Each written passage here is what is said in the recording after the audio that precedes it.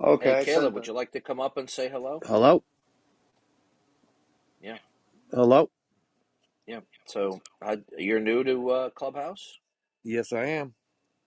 Okay. Are you an atheist or a theist? I would say I'm an atheist. Okay. Why? um, I'm not actually arguing for atheism. Um, I I just I want to don't know think why I'm you're an atheist. because I think I lack the belief in God. No, you're just telling me your definition. Yeah, I'm also saying I don't think I Okay. have a good reason. Okay. So you don't have a good reason for what? I first stumbled upon the philosophical argument for God, I don't know, like a month ago or something, and I never thought about it that way. I was raised Christian, but now at the point in my life, I wouldn't call myself a believer. Okay. So, Caleb, when we talk about atheism, right? Atheism is defined in the reference literature, dictionaries, encyclopedias, and including philosophical dictionaries, encyclopedias, as the denial and disbelief of all gods. Okay? Okay, Now, telling us, as atheists like to do, that you lack belief in God is ambiguous. Okay? Now, okay, everyone who denies the existence of all gods consequently lacks belief in God. Now, are you trying to tell us you just lack belief in God, but you're not denying the existence of God? exactly. I you know refer to myself more as an agnostic, but not Okay, more as so an no, like directly as an agnostic. But then I've seen an argument that you can't be agnostic. okay, so when you talk to people, do you call yourself an atheist? No, never. I've never referred to myself as an atheist. Then why did you tell us here that you were? Well, you said if there's any atheists who want to speak, so I assume you might be talking about me. So you don't claim to be an atheist. No, Okay. So you believe you're taking a neutral position toward the existence or non-existence of God, that the existence or non-existence of God remains an open question. Would that be a fair characterization? yes, Okay. Let me tell you why that's severely problematic and untenable. Okay.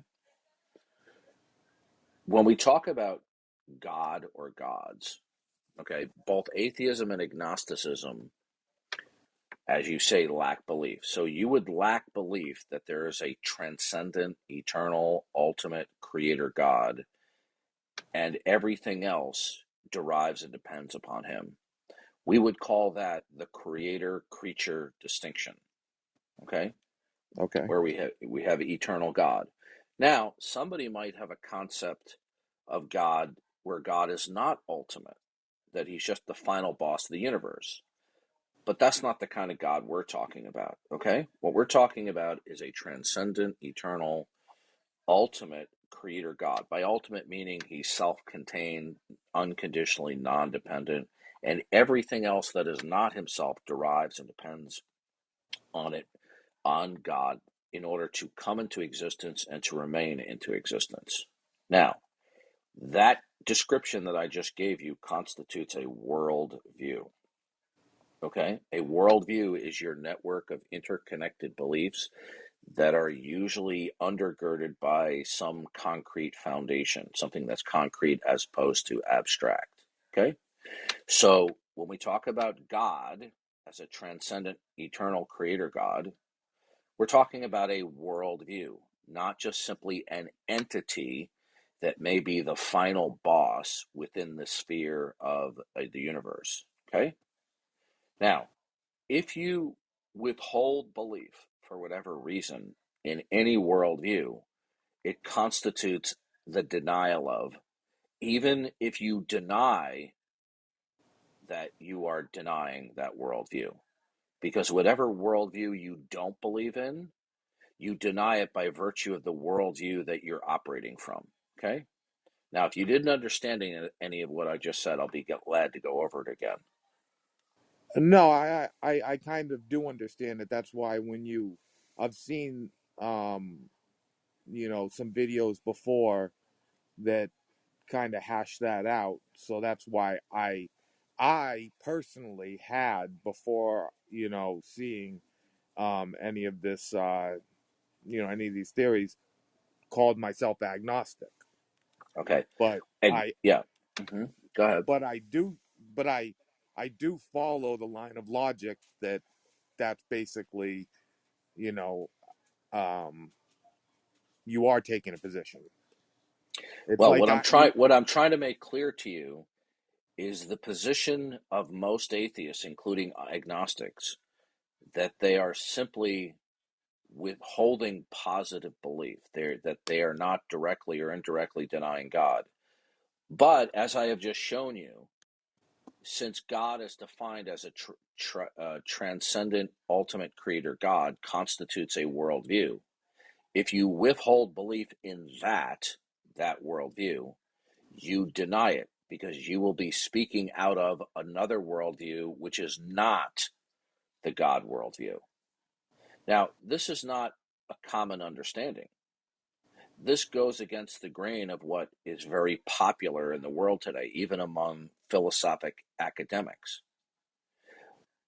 Okay, so as long as you treat God as just simply a mere entity, you can conceptualize God just as a powerful entity. If you don't recognize that God as the creator constitutes a worldview, then we're not going to be on the same page. So you reject the worldview which constitutes the transcendent, eternal creator God, followed by his creation that derives and depends upon him. If you withhold belief in that, you deny its existence because you will be speaking to us out of and from another worldview. Okay. So neutrality can no longer be maintained. You could be neutral towards some entity that might be unimaginably powerful, who somebody may say is the final boss in the universe and is going to get you if you don't love him. You could be neutral toward that. But when we're talking about God as a transcendent, ultimate, eternal creator, right? You can't be neutral toward that. The unwillingness to believe or affirm, it constitutes the denial thereof. Okay. So now the question comes in is, how is it that God doesn't exist? Oh, I'm definitely not smart enough to answer that question. Well, I'll tell you why. It's because you don't want God to exist, because if you do, you have to sacrifice your own would-be autonomy. If we Well, acknowledge, if Go ahead. I, I, I don't agree with that personally for myself because my father was deeply religious and passed away a couple of years ago, and I hope to see him again if that's possible. So I I don't not want it to be true. Well, let me explain to you the nature of autonomy. All right.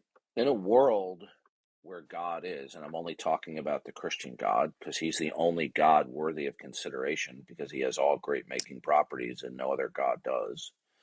Okay. God himself is the only autonomous one from that perspective. Okay. God is self contained, he's entirely self conscious, and he brings into existence everything and he sustains everything. So, from that worldview, God is autonomous. Okay.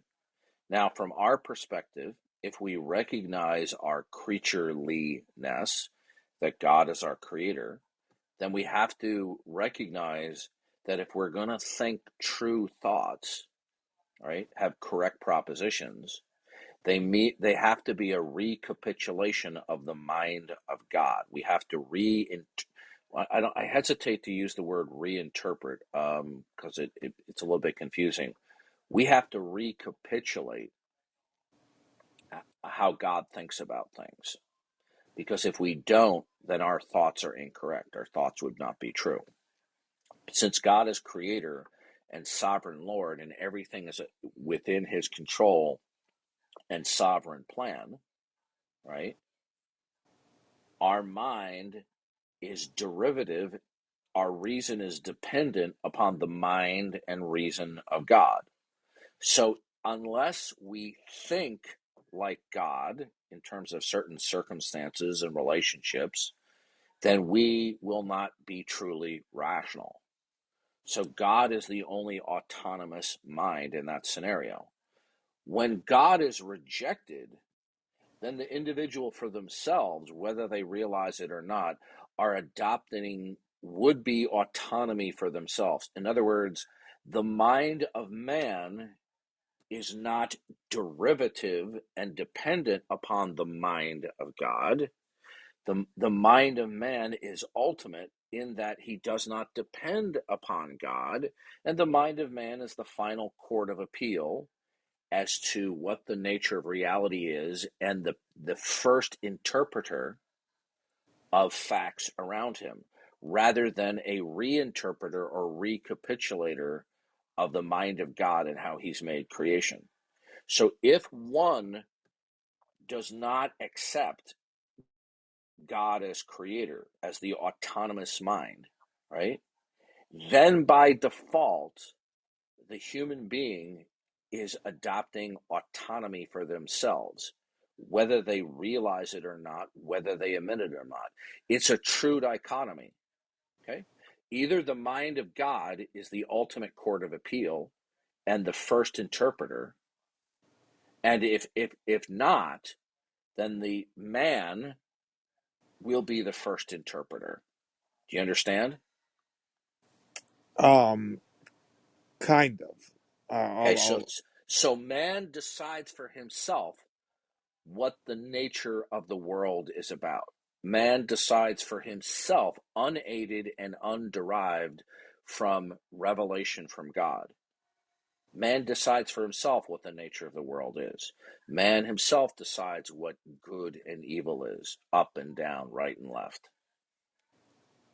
It's not that Yes. God decides, but man decides, right? So, in other words, if somebody says, well, that's not right, that's immoral, that's wrong, and somebody says, well, so, and they say, well, ultimately it's because God says so, right? Now, if it's not God says so because he is the sovereign Lord, right? Then something will be wrong or right, up or down, big or small, because man says so. Okay? Yeah, I'm So following. if states of affairs are not first and foremost what they are because of the mind of God, because he's the creator and he's providential and sovereign over it all, then the mind of man will be the final court of appeal. So man's mind will be then ultimate. When we say that the mind of man is ultimate, we're not saying that he thinks of himself as having superpowers. What we're saying is man's mind is ultimate because it no longer has to capitulate to the mind of God. Yeah. I spoke with Matt, I think last week, Matt Yester, Yeah. and he explained it as sitting on God's lap, spitting in his face. Well, that's if we reject his creator status. So the point is this: human beings cannot escape the charge of being would-be autonomous. The only way that they can escape it is by repenting and recognizing that the mind of God as creator is the autonomous one, and we are not. We are creaturely. And so our reason, our truth, our cognition must be derivative as opposed to being original with us. Okay? In other words, In a biblical point of view, if we're to have correct reasoning about our world, right, it can only be, that reasoning can only be correct if it is derivative and it recapitulates the mind of God as to what a state of affairs is. So God would be the original interpreter. But if that is rejected, then man is the original interpreter. And if man is the original interpreter, then man is claiming for himself autonomy. Okay? Yep. But here's the problem. The adoption of someone conceiving of themselves as autonomous, and by the way, 99.9% of atheists out there aren't going to use this vocabulary. They're not going to go, well, I think I'm autonomous. What they are thinking is the mind of man is uncreated, it's simply evolved, and it's the first interpreter. You know, the mind of man is the original interpreter and not recapitulating the mind of God.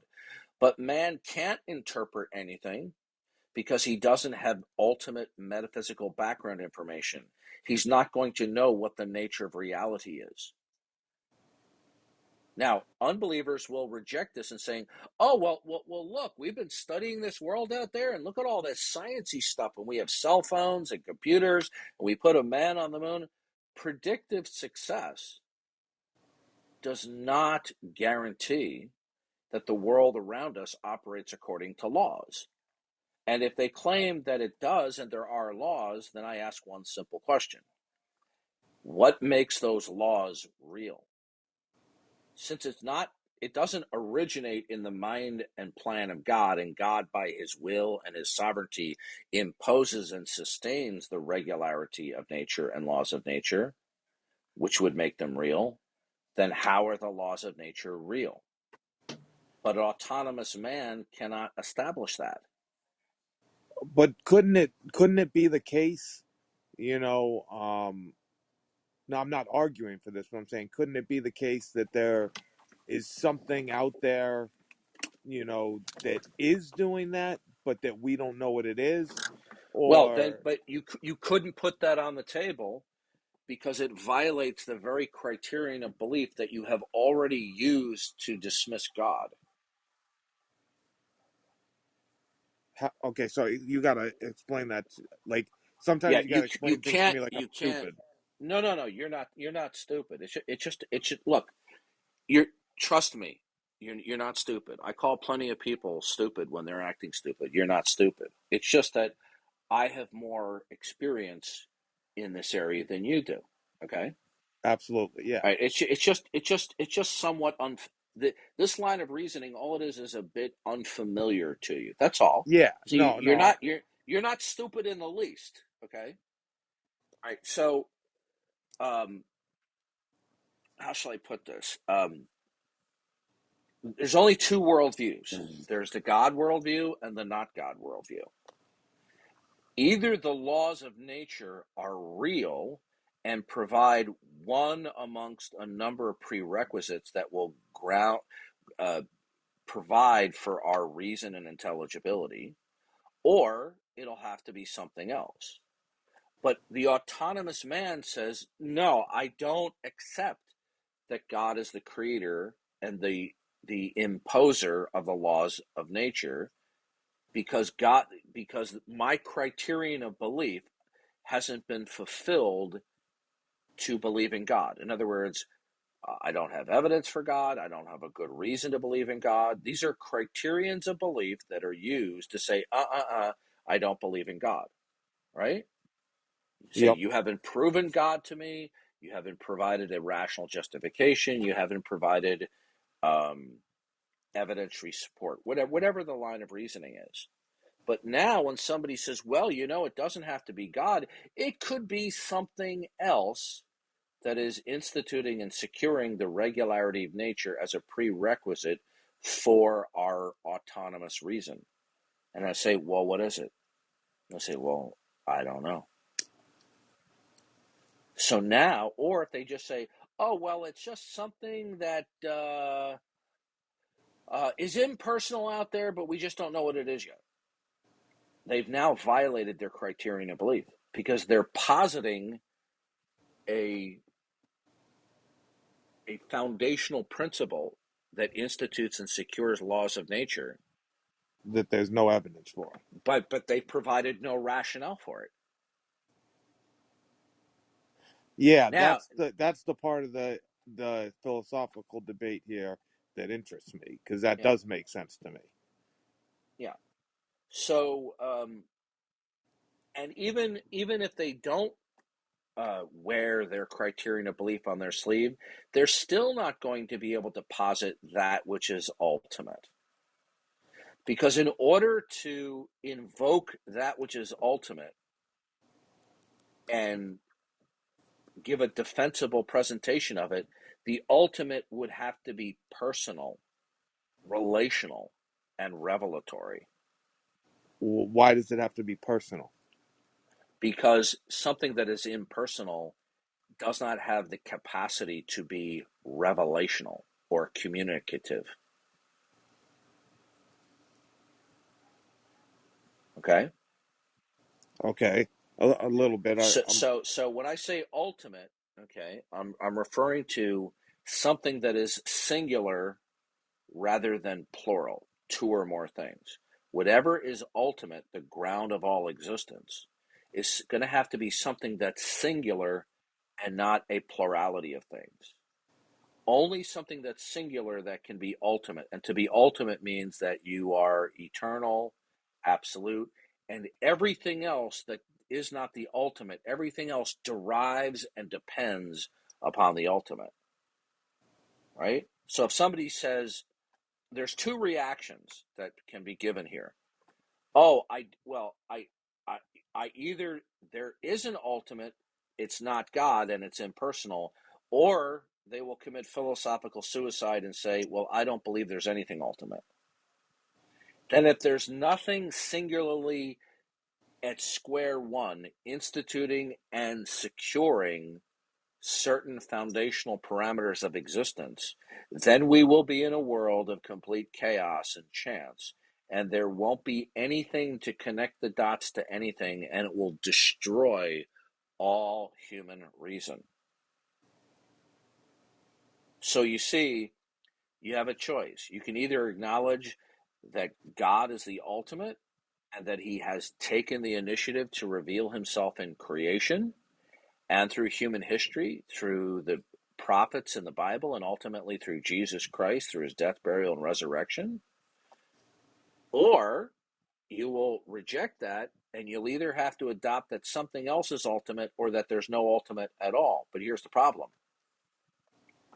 Both of those positions would be the same. Because if you tell me there's something ultimate, I'll say, really? Where'd you get that from? There's no ultimate to speak of. There's no ultimate that is identifiable and defensible. Well, why wouldn't like somebody that's in a completely different religion, say that Allah, or I don't know the other religions that well, but Because none of these gods, the God of the Bible has all great making properties. These properties are necessary in order to secure the actuality and intelligibility of our world. And that also includes the fact that he is multi-personal in absolute unity. Okay? Now, no other gods of human history are ultimate as the God of the Bible is. Not even Allah. Allah can't even remember his name out of the Old Testament. Did you know that? I know nothing about Okay. Well, this. In the Old Testament, when God spoke to Moses, Moses said, "Whom shall I tell this people has sent me?" And God says to them, "Tell them I am that I am has sent you." Okay. And it basically means I am the self-existent one, right? God gave his name to Moses in the form of 4 consonants, which some people pronounce as Yahweh. Okay, we've lost in history what the exact pronunciation is, but it's pronounced Yahweh. The consonants would be YHWH. Okay, now YHWH in the Hebrew phonetic lettering is God's name throughout the entire Old Testament. It's stated over and over and over and over and over again. When Muhammad came along in the 7th century, he was illiterate. He was uneducated. He only knew of Christianity through word of mouth and in talking with some Jews. The Jews would never have mentioned the divine name for fear of taking God's name in vain. So they stopped pronouncing the divine name many centuries earlier, and they would say the word Lord in the English. In the Hebrew, it would be Adonai. The Christians, who were from different parts of the world, most of them were probably, if they were educated at all, were familiar with Greek because it was like English is today, the universal language of business. They too, unless they knew Hebrew, were unfamiliar, unless they studied theology, the divine name. So the likelihood of the Jews or the Christians that would come into contact with Muhammad in the 7th century of educating him on or even speaking the divine name is nil. And the name Allah was just the name of one God amongst many gods in the 7th century in the Arabian Peninsula.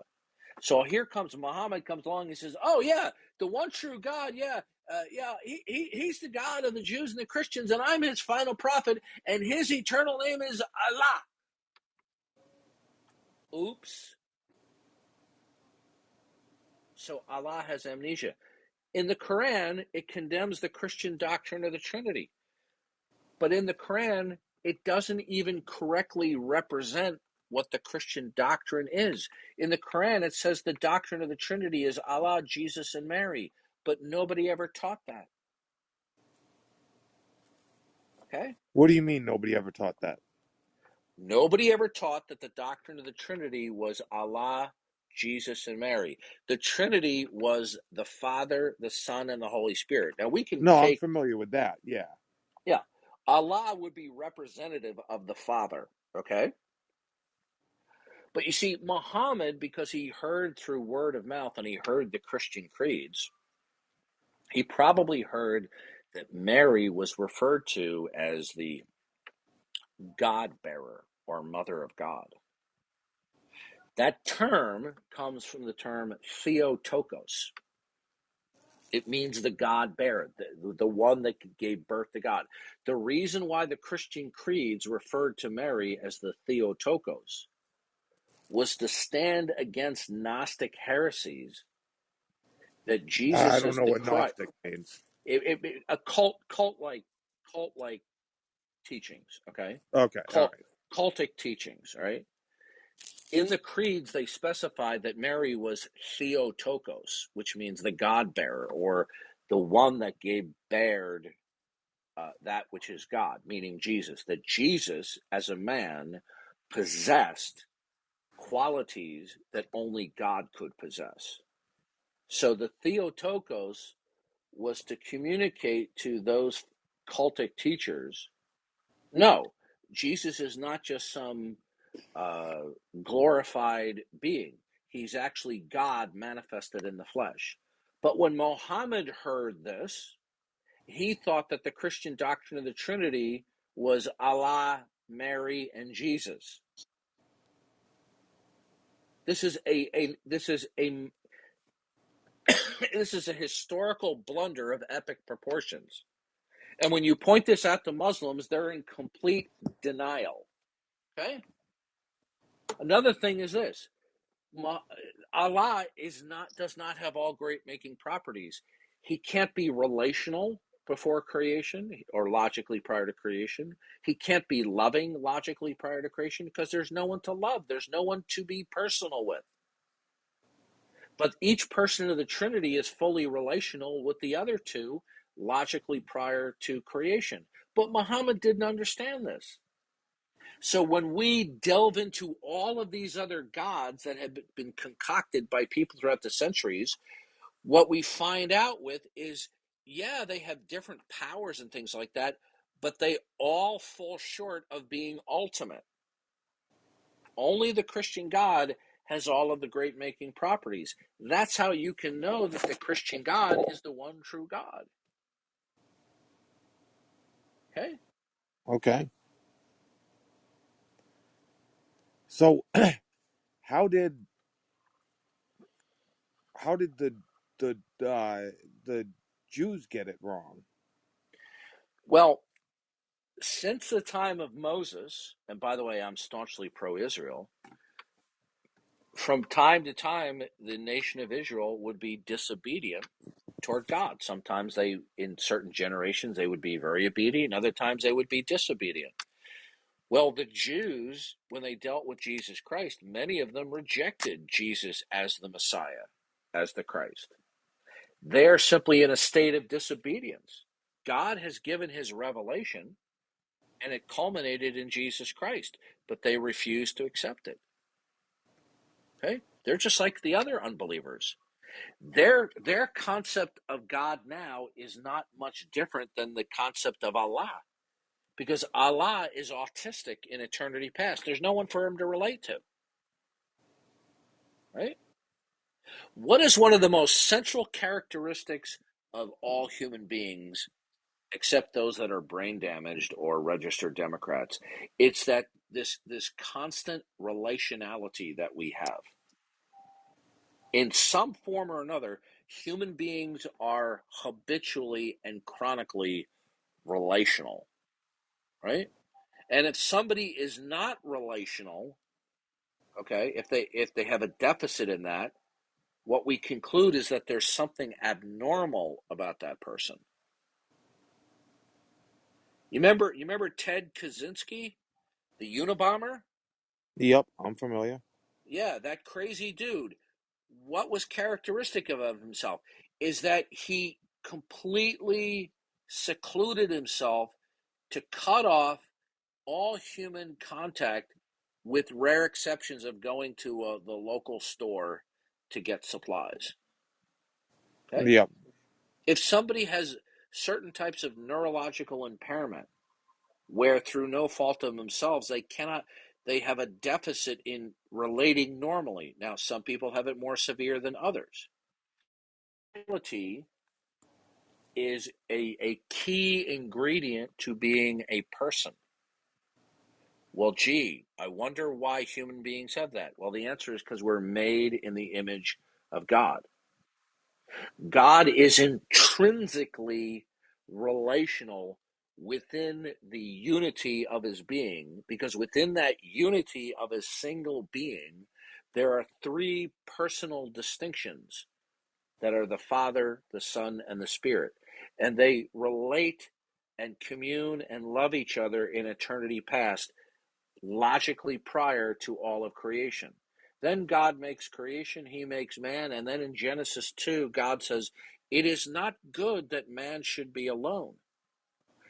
Then God made Eve, and after he created Eve, it's stated at the end of Genesis 1, and God saw all that he had made, and he declared that it was good. So prior to God making Eve, when Adam was alone, but Adam is reflecting the personhood and the nature of God, it was not good that he should be alone, because he couldn't actualize the relationality aspect of being a person. When he made Eve, now he could be relational, and then God says it's good. But Muhammad didn't understand this. He had a stupid Unitarian conception of God, that there is one God, he thought entailed that God is only a single person within his being. right? Okay. But that's a theological and philosophical blunder, right?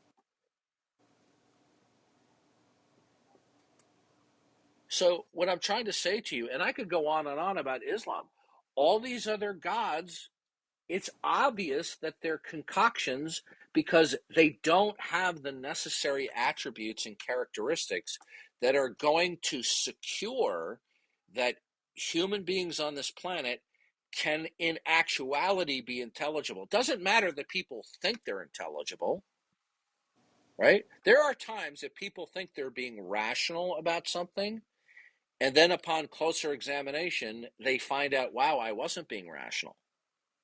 Yeah. Okay? So the fact that somebody devoutly believes that in any given thought process they're being rational, that in and of itself does not establish that they're rational and intelligible. What's going to establish that somebody is rational and they can be intelligible about anything is that the preconditions, the prerequisites of rationality and intelligibility have to be exist. They have to be imposed and they have to be sustained. Otherwise, no human being can claim that they're rational, because to be rational requires that the world around you be intelligible to a certain degree. But intelligibility for human beings can only be real if and only if there is an eternal creator God, and that God has all great making properties. Well, guess what? There's only one God in the annals of human history that has those qualities, and that is the God of Jesus Christ, ultimately and finally revealed to us in the person of Jesus Christ. That's how you can objectively know that Jesus Christ is who he said he was, and that the God of the Bible is the one and only true God.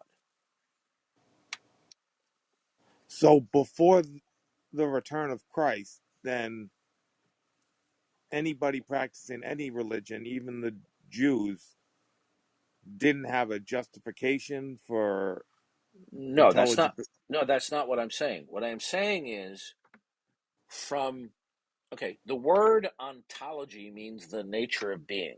Okay, Okay. we, we could talk about the nature of a frog. We could say the ontology of a frog. What is the ontology of a frog? And then we could go down and list the attributes of what makes a frog a frog. It's the nature of being. Okay. So, and we can talk about the nature of being for frogs and dogs, and we can talk about the nature of being on a worldview grand scale. Okay? So, in order for there to be intelligibility in ontology for everything, God is going to have to exist, and he's going to have certain characteristics. And without those characteristics, then the actuality of intelligibility cannot exist. Okay? Okay. Can you run those characteristics by me again? Sure. Well, we're first of all, we have God, who is an eternal, without beginning, self-contained, absolute, ultimate being. Okay, and that God is multi-personal in absolute unity, the Trinitarian God, right? Yeah. And because God is one and the many, he's unified, one God, one being, but he's multi-personal. We have oneness and we have manyness in equal ultimacy.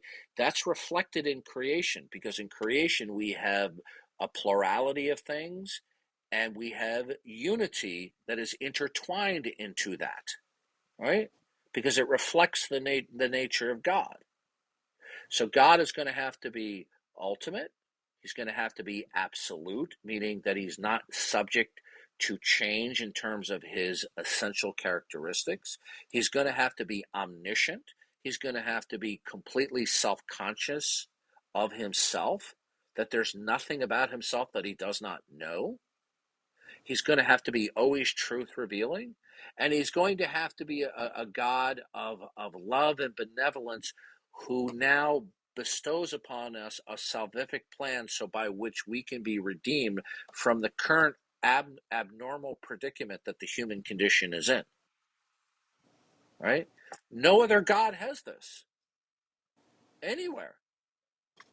And it's only people who don't have a clear understanding of the biblical worldview and then comparing it in contrast to these other world religions. Now, sometimes people have a superficial understanding of Christian theology, but when you have a somewhat deeper understanding, you realize that all of these qualities, these characteristics that I've laid out for the Christian God, that if he's even missing one of these characteristics, it will therefore destroy the actuality of human intelligibility. Okay.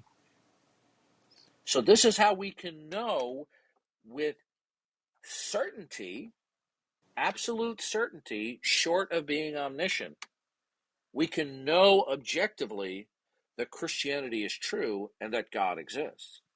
Because the denial of it results in complete catastrophic philosophical absurdity. Because you say, well, I don't need God. Say, good, then what connects the dots to anything in your world? And the person says, oh, well, we have chemistry, we have physics. What imposes that? Just because you believe it, I want to know, what is it that institutes and secures that there are laws, right? What is it? What if it's the case that the time span of the universe that we're familiar with is just a split second in comparison to the totality of time? Okay, 14 billion years is just a split second in comparison, and that human existence and the regularity that we think is there is just it's just a cosmic coincidence, right? How is somebody going to rule that out? They can't. Okay? So what I'm saying to you is, unless we have a God who is all great making properties and he continues to reign as sovereign Lord, then there's no rational basis to believe in the laws of nature. Because then why would they exist? It doesn't matter that people have predictive capability or we build great technology. You know what? In a big enough universe, over a period of time, have you ever heard somebody said, well, given an infinite amount of time, anything can happen? Yeah. People have used this argument for evolution. Oh, okay, good. Given an unfathomable amount of time, we can have the most mind-boggling, astronomically improbable coincidences that we think are being dictated by laws of nature, but it's just a blip in the time the universe has been here, and it seems that way, but it's not that way.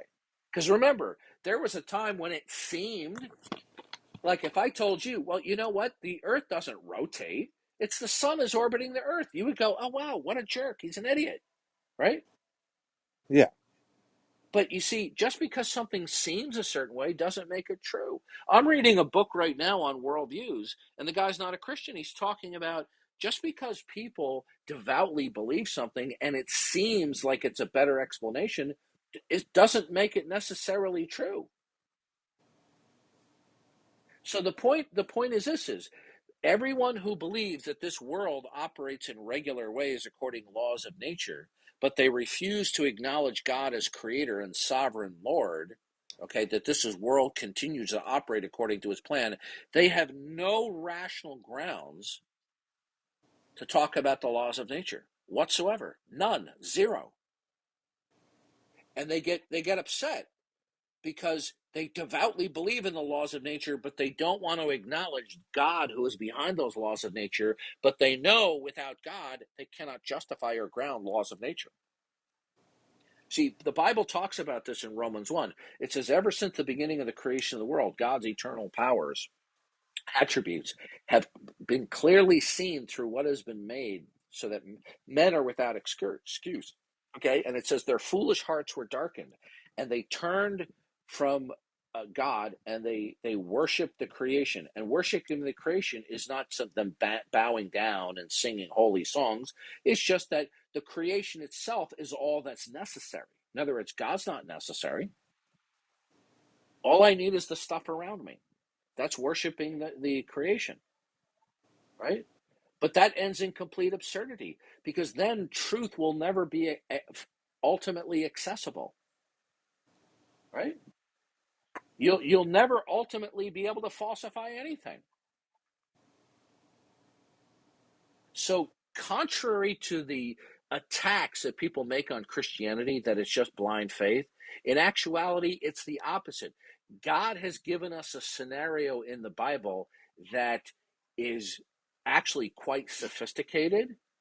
And when you look at it closely, you realize, wow, if I don't accept this biblical scenario, then whatever other scenario I adopt other than the Christian worldview, I won't be able to ground that either. And the very grounds that they give to dismiss the Christian worldview. See, when people dismiss the Bible, they're dismissing the Christian worldview, right? But when they instantaneously are adopting another model of reality, which they're going to need to do to even speak about anything, even the Bible, they're adopting that worldview on grounds for which they have no support.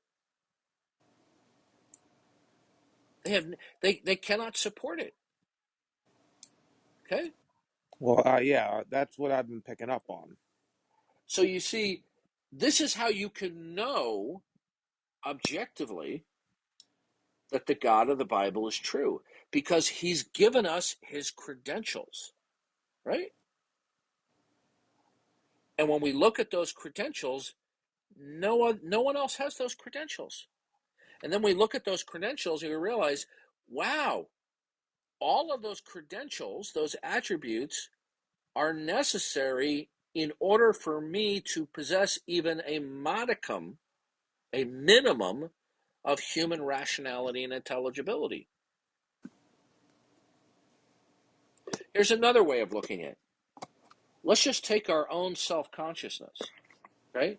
We think that our momentary self-consciousness, that we can reason, But here's the problem. In the Christian worldview, the only reason why I possess reason and intelligibility is because it has been gifted to us, me, you, by God, who is the eternal essence of reason and intelligibility.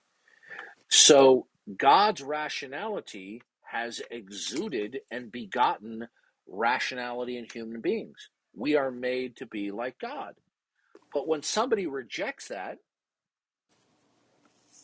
then on what grounds is human reason reason? How does the ultimate irrationality of the totality of everything produce and burp up or fart out a little speck of reason? What makes it reason? I The, don't have that answer.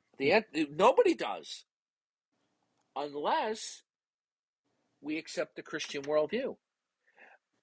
From an autonomous standpoint, reason destroys itself. Okay? It's like the Joker in The Dark Knight pulling the pin on the grenades and he blows himself up.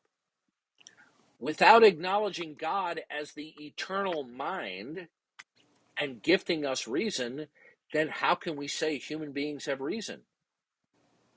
They can't sit there and say, well, look, we built these rockets, we put men on the moon. That doesn't demonstrate reason.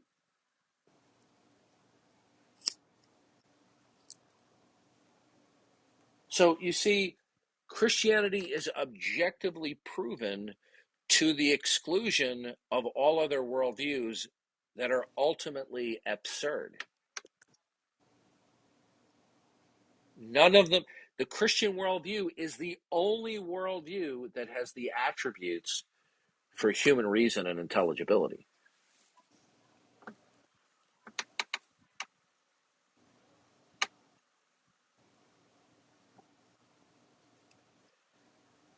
See, your own self-consciousness is all the proof that you need to know that there's a God and that he's the Christian God. Because if your mind and your self-consciousness were not begotten by God to be like him, the ground of all existence, then human reason couldn't be reason. You couldn't connect the dots for anything. There would be no identifiable rhyme or reason why anything is, not only contemporarily, but chronologically as well. What would connect the dots, right? Yeah, that's something that I that's something that I never thought about or was exposed to. You know, that kind of once you boil it all down. You see, to reject that the entirety of creation and our own self-consciousness is revelatory of God. Our own self-consciousness is a revelation from God. I'm not saying that your consciousness and my consciousness is God audibly speaking to us. What I'm saying, it's revelatory because God has designed everything individually and collectively to be indicative of him. All right? That's how it's revelatory of him. Now, there's only two options here. Either somebody from the get-go will say, my own self-consciousness is revelatory of God, it indicates God, and that my reason is begotten to me by God, because he is pure reason himself. Or, then what is human reason? What are they going to say? An emergent property of evolution? Even I if don't you, even know. I haven't even heard yeah, someone make that argument, to be they honest. do. They do. But the point is, you couldn't even argue for evolution because that's going to require laws of nature. And if there are laws of nature, if they're real, then what makes them real? And most times people say, well, predictive capability. Predictive capability does not logically necessitate that it's true. People will reason probabilistically, well, it's got to be true because it would be so improbable if it wasn't. So what? Yeah, that's like It, the white swan, black swan thing. You hey, know, if listen, all they you've ever believe, seen yeah. were white swans, and you said only white swans exist, that would be. So the point is this: they have a problem. It's called the irrationalist rationalist position. They want to believe that the ultimate nature of the fundamental and foundational nature of reality is irrational. And what do I mean by that? Well, in order to understand what that means is you have to understand its opposite, that the ultimate foundation of reality itself is the mind of God, rationality. So if the fundamental and ultimate nature of reality is not the mind of God, then the ultimate nature of reality is not rational, it is irrational. Okay? But then they want to believe that rationality oozes up from irrationality. But how would you be able to know what human rationality is? Right? Why? Yeah, Why? Because we think we're really smart? How many times have little children think they've figured out something to be mistaken when their parents said, no, that's not how it is? Right? And that's just an illustration. It doesn't matter how smart human beings are. They can come to the wrong conclusion. I'm reading a book right now on worldviews where he talks about the Aristotelian worldview versus the Newtonian worldview. And the Aristotelian worldview is just simply a collection of beliefs that were popularized by Aristotle that held up until about the 15th or 15th century. And then that changed with Copernicus and Isaac Newton. and people, that worldview changed. But prior to Newton, prior to Copernicus, prior to Galileo, right? They thought that the Earth was the center of the universe, and that peripheral facts all depended upon that. Okay? But then, once that view was rejected, that the Earth was not the geographical center of the universe, this changed all of the Aristotelian ideas about how things operate and what they are. It had a massive rippling effect. But you see, before Newton and Copernicus and Galileo, the Aristotelian worldview that the Earth was the center of the universe and all these other facts and explanations that derive from that, well, it's just common sense, right? But then along came, Copernicus, Galileo, Isaac Newton, and what is now called the Newtonian view of the world. And people now who have been raised with the Newtonian view of the world, that the Earth revolves on its axis, it revolves around the Earth, and that our solar system is not the geographical center of the universe, right? And most people think, oh, yeah, that's common sense, but it's not common sense. The only way that you can come to that is through a series of very arduous mathematical calculations and compilations. It's far from common sense. I'm not saying it's wrong.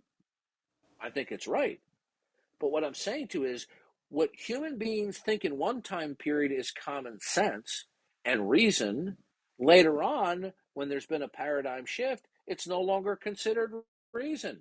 So why should everything we believe right now is reason? What if generations from now they come upon a new paradigm, just like the Aristotelian paradigm was replaced by the Newtonian paradigm? What if hundreds of years or thousands of years from now there's a new paradigm that comes along and displaces that reason, and then the same thing happens to that? Yeah, that's There's why they say science is provisional. It's not final. but the point is, you can never know that you're right. There's no firm foundation for truth or reason. But in the world that the God of the Bible has made, there is a firm foundation for logic and reason. That doesn't mean we're always going to be right. You could have a scientist who is a Christian who might have a particular theory about gravity. It might turn out to be wrong or whatever like that. But at least we have a firm foundation that we're in God's world and the world operates in some regular ways. And He's made it so that we can come to know certain foundational things about our world. But when that is abandoned, the autonomous man blows his brains out. He just thinks he reasons, but he has no reason to justify his reason. So you see, it's either the God of Christianity through Jesus Christ as our Lord and Savior and Creator, and the only alternative is absurdity. Now, unbelievers don't think it's absurd. You know why? Is because they're not willing to examine the roots or the ground of their worldview. They're too lazy to. Okay? I talked to an atheist physicist on Discord, and he stated, we don't need God. We don't need to appeal to supernatural woo-woo. We can explain everything through the laws of nature. Dr. Krauss, what is it that's ultimate, that dictates everything that is, can be, and cannot be? What is that? He goes, I don't know. Why does it matter? Well, you told me you could explain everything through the laws of nature. Now, what is your guess? Do you think he wanted to carry on the conversation? What do you think No, happened? No. I saw that video. Yeah. So Yeah, you know that my depiction is spot on. yeah. Yeah. So you see, Christianity, the Christian worldview through Jesus Christ, is not only the only hope of our eternal destiny by repenting and turning to Jesus Christ, he's our only hope by which we can have reason and truth.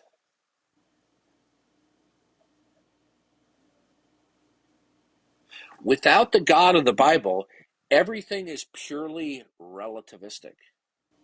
Okay? Everything would be entirely relativistic. And if everything is relativistic, you have no intelligibility. Somebody would say, what are you talking about? I have a pizza on my counter. I have an apple on the counter. My dog is wagging its tail. The sky is blue. Good. Explain to me what imposes and sustains identity over time as being real. What imposes that?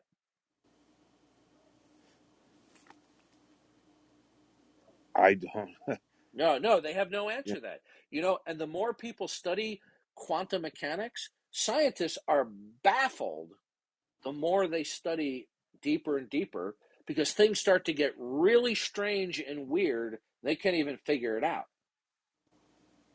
Do you know that quantum mechanics and Einstein's theory of relativity, they're completely at odds with each other?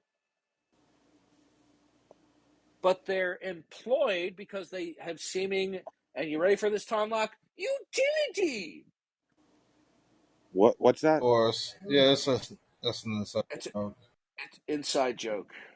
Oh, I didn't hear the word. Okay. No, but the point is quantum mechanics is inconsistent with Einstein's relativity.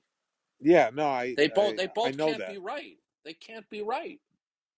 Yeah, they say that Einstein's laws govern the large out into the universe, and once it gets down to you know Yeah. atoms and yeah, I don't know. That's been And passed. No, but the point I'm trying to tell you is that we have people who believe devoutly in the accuracy of certain interpretations of quantum mechanics, and we have people who devoutly believe now in Einstein's theory of relativity. Okay, but remember when I talked about human reason? Okay, do you know Isaac Newton was probably one among some of the smartest people who have ever lived? I'm not saying he's the smartest person, but he is one of the smartest persons in human history. Okay? But guess what? He was all wrong about gravity. But you see, before Einstein, Newton's theory of gravitational forces and celestial mechanics was the best explanation and had the greatest predictive capability. But it turns out that they're wrong. Now, they seem to work on a large scale, right? Nobody follows Newton's theory of gravitation over and against Einstein relativity. Why? Because Einsteinian relativity is vastly more accurate down to several decimal points. But the point is this: what we used to think was the king of the hill, Newtonian celestial mechanics, has now been supplanted by something else. Tonlock, you got an open mic. All right, I muted it. All I'm just simply telling you is I presented you with a ironclad objective case for the truth of Jesus Christ's identity claims in the Christian worldview. And the alternative is simply to face absurdity. And anyone who says, well, I don't accept the Christian worldview because it's not reasonable, well, there is no reasonableness outside the Christian worldview. It's nowhere to be found. If reasonableness about states of affairs does not originate and comport with the mind of God, then what would it comport to? What are they going to say? Predictive success? Well, what happens when a competing rationale in the future has greater predictive success than prevailing models of reason? Okay? I mean, I guess they would say that they would move to that line of thinking.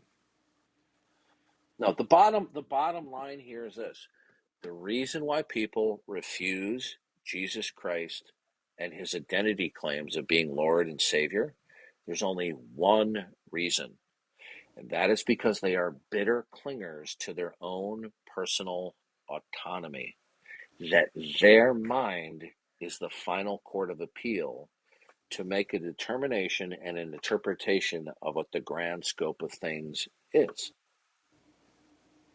But that scenario is hopelessly absurd. Yeah, Hopelessly. that's the argument that intrigues me. Like I said, I've seen a ton of videos, and I haven't seen anybody give you a concrete answer for that.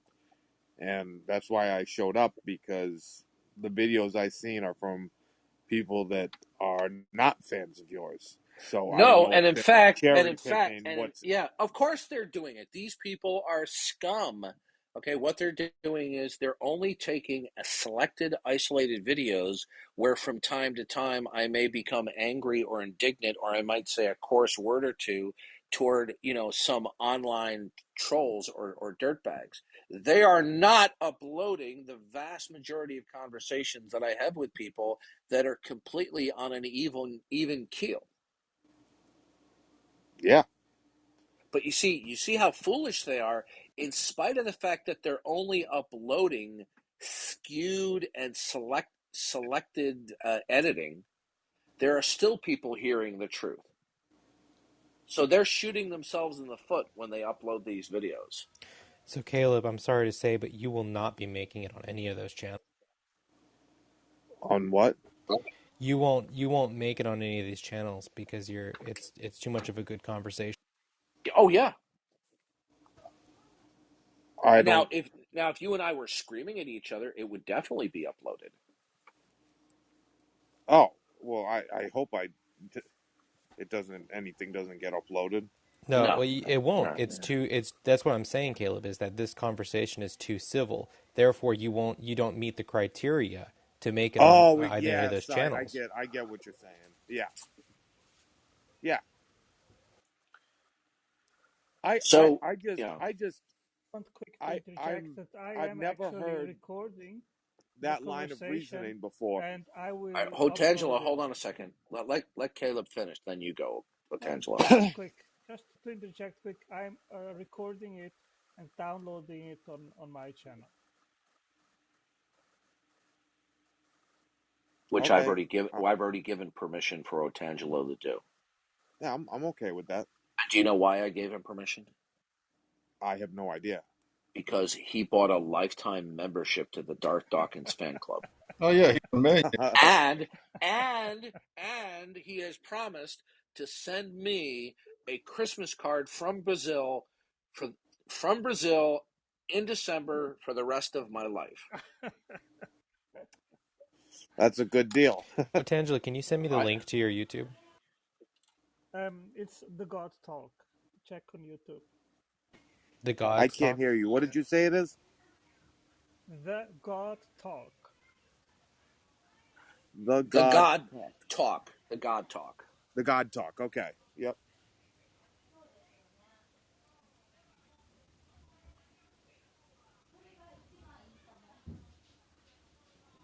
I just kind of find it crazy that I've seen a bunch of videos and